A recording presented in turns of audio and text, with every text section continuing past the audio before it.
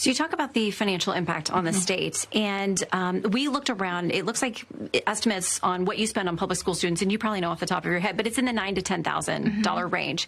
What you would pay out on the ESA vouchers would be $7,000. So this comes from an opinion piece in the Wall Street Journal, and they cite the Common Sense Institute, and they talk about the people who've taken these vouchers and left and are not anymore going to be in that pool for public school students in the roughly 9 to 10 grand. Yeah. They say the Common Sense Institute calculates that this decline generates more than $500 million in annual statewide savings, more than offsetting the $377 million annual projected cost of the full ESA program.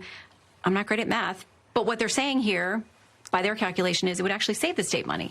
Well, I don't dispute their math, but they're not looking at the whole picture. And many of these students that are applying for and receiving these vouchers are in districts that aren't getting the per pupil funding from the state. They're just relying on the property tax base. So it's not hitting the bottom line of their school districts at all, but it's pulling money out of the entire system. And as a result, the school system that roughly 80% of families and students still continue to choose in Arizona, the public district school system, is being robbed of those resources, and that is creating an unequal playing field where those resources aren't going to the schools that need it the most. Okay, so I want to play something that the State House Majority Leader said in response to your plan. I think this was his response to your State of the State address. Okay.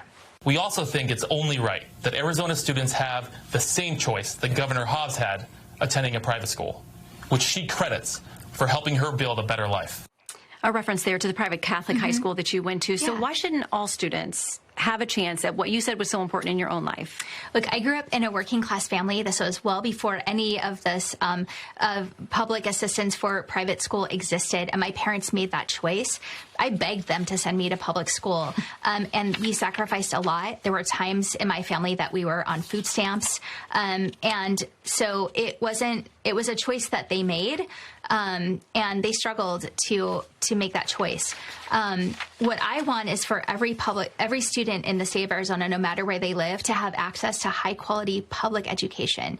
And with this universal voucher system, that's not happening. But if their system is failing, if their public school is failing, no to giving them a chance to go somewhere else like you did?